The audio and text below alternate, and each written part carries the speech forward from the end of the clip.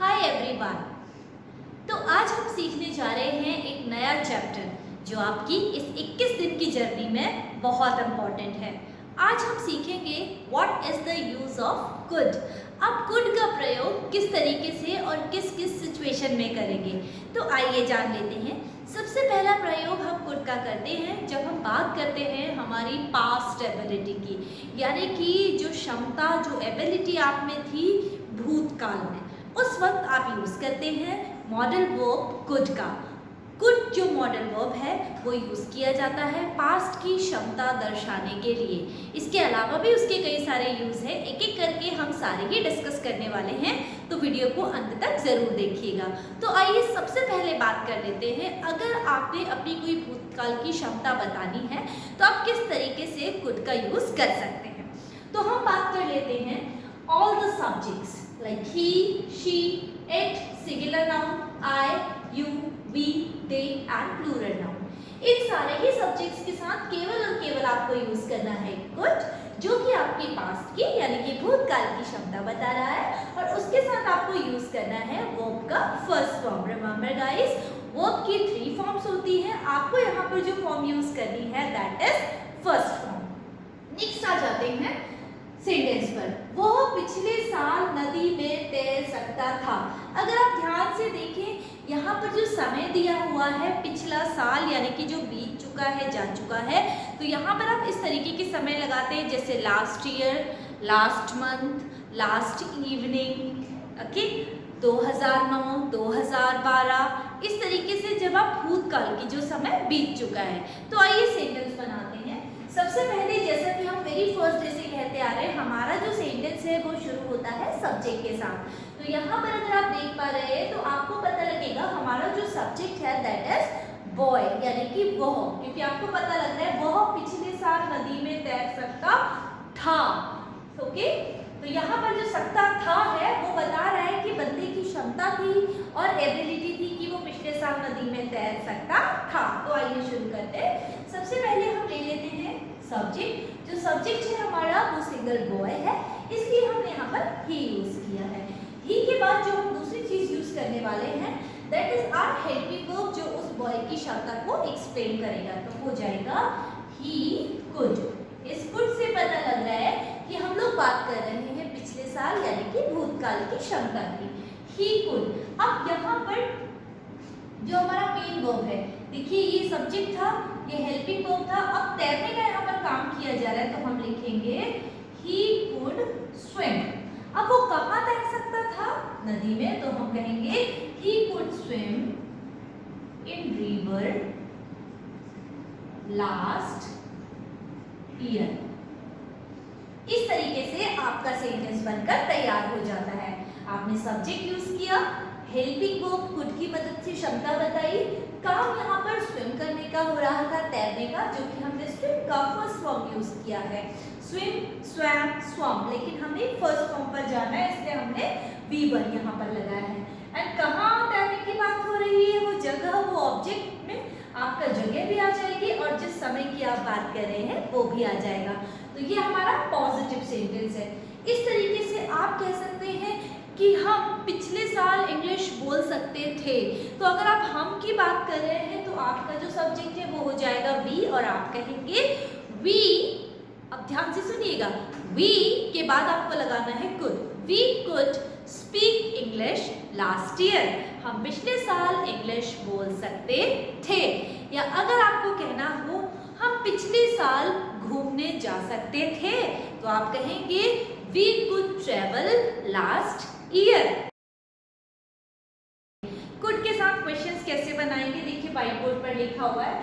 पहले हम helping verb could say ही शुरू कर रहे हैं। हम कहेंगे could you play football last month. क्या आप पिछले महीने फुटबॉल खेल सकते थे? आपसे क्वेश्चन किया जा रहा है, आपकी एबिलिटी, आपकी क्षमता पूछी जा रही है। अगर आपका आंसर हाँ है तो आप कह देंगे yes I could play football last month. मैं पिछले महीने फुटबॉल खेल सकता था।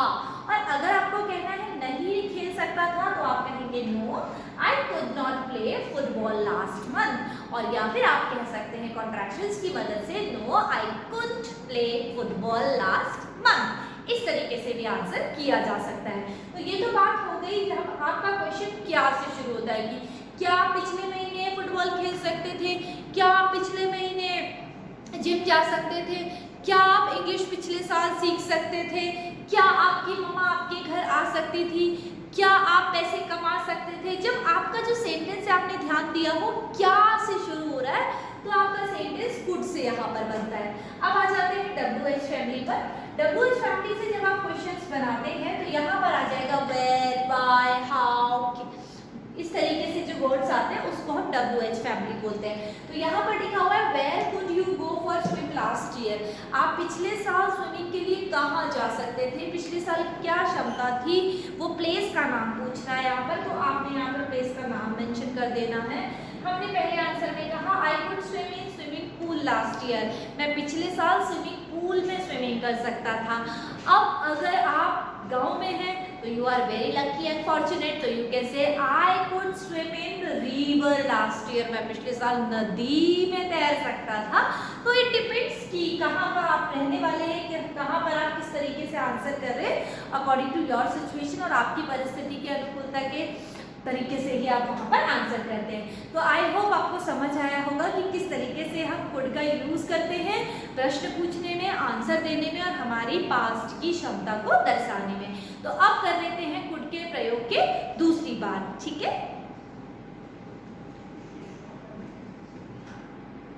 अब हम सीखते हैं कुड का दूसरा प्रयोग। ये कुड आप दूसरे प्रकार किस तरीके से यूज कर सकते हैं।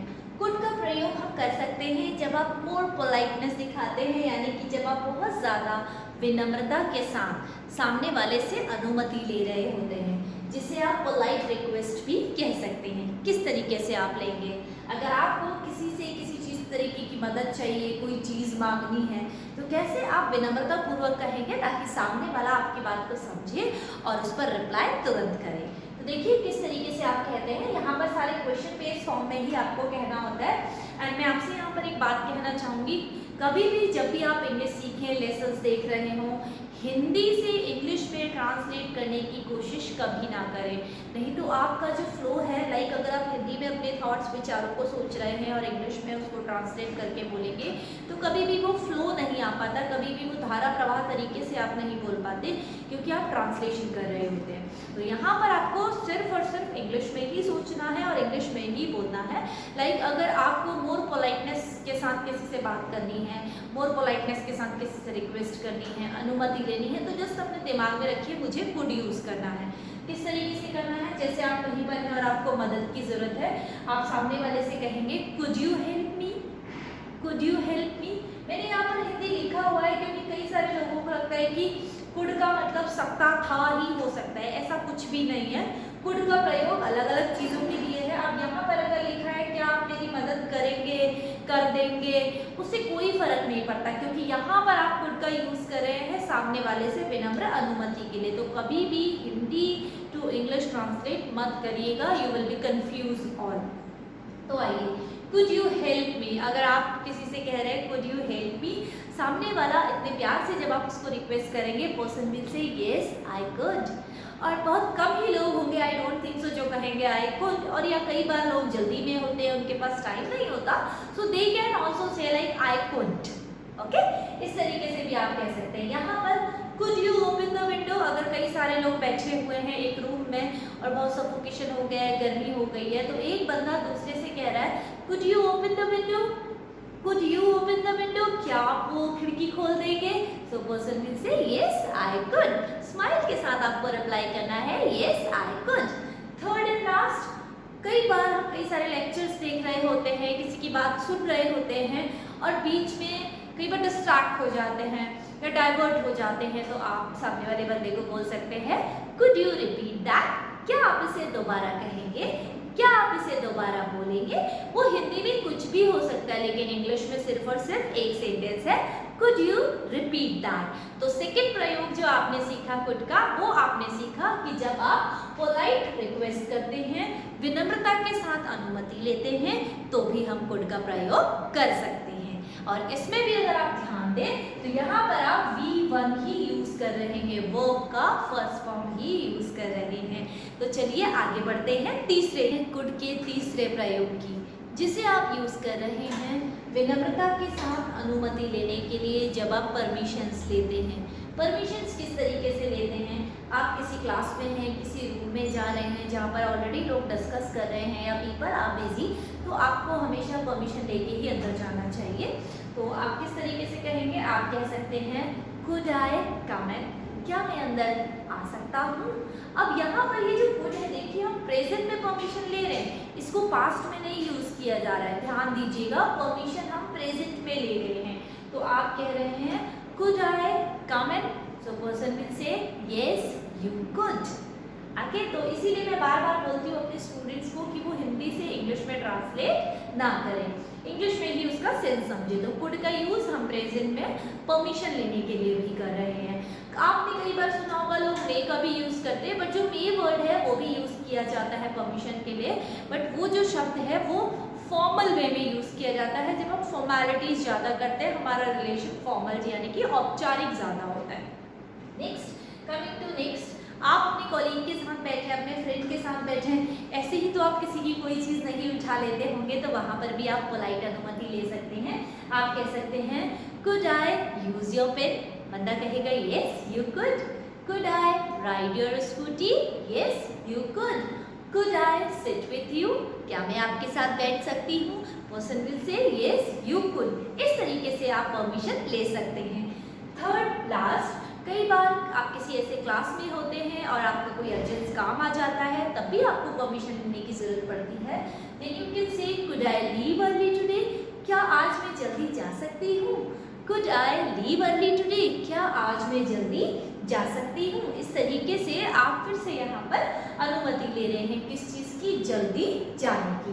तो ये था हमारा तीसरा प्रयोग, जिसमें हमने जाना कि कुड का प्रयोग आप करते हैं जब आप परमिशन ले रहे होते हैं विनम्रता के साथ, पोलाइटनेस के साथ। तो चलिए आगे बढ़ते हैं चौथे यूज की तरफ।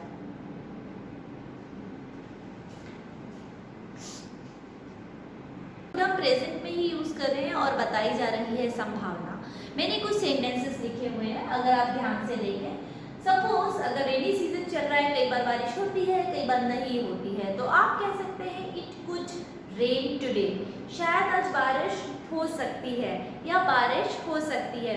फिर से बोलूंगी कि हिंदी में मत सोचिएगा, सिंपली आप संभावना को कुड की मदद से भी बता सकते हैं। सेकेंड सेंटेंस, शायद वो घर पर हो सकता है, he could be at home. यहाँ पर ये जो बी है ये B1 है, वर्ब का फर्स्ट फॉर्म है। यहाँ पर रेन फर्स्ट फॉर्म है और यहाँ पर फिर से बी फर्स्ट फॉर्म है। फिर से सेंटेंस है दिस कुड बी ट्रू, शायद ये सच हो सकता है। Okay, the person is giving any statement, किसी ने कोई बात कही और आप कह रहे हैं yes this could be true और दिस कुड बी फॉल्स। वो डिपेंड करता है आप किस तरीके की परिस्थिति में हैं, क्या आप आंसर कर सकते हैं। जैसे अगर कहें कि आपके घर पर मेहमानों के आने की संभावना है, तो आप कह सकते हैं guest could come today. Okay, या फिर आपके भाई के आने की संभावना है, तो आप कह सकते हैं my brother could come today. Okay, या फिर कोई आपका डिलीवरी आने वाला है, आपका पार्सल आने वाला है, तो आप कह सकते हैं my parcel could come today. संभावना 50-50 आ भी सकता है और नहीं भी आ सकता है। तो हमारा जो कुड का चौथा प्रयोग था वो हमने यूज किया जब हमने बात की पॉसिबिलिटी की, और ये प्रेजेंट में ही की जा रही है। यहाँ पर कुड का यूज प्रेजेंट में हो रहा है पॉसिबिलिटी में, संभावना के लिए, और जो हमारा फॉर्मेट है वो सब्जेक्ट, हेल्पिंग वर्ब और मेन वर्ब में V1 का प्रयोग कर रहे हैं। तो आई होप आपको ये चौथा यूज भी समझ आया होगा। So that's all for the day, have a nice day. मिलते हैं नेक्स्ट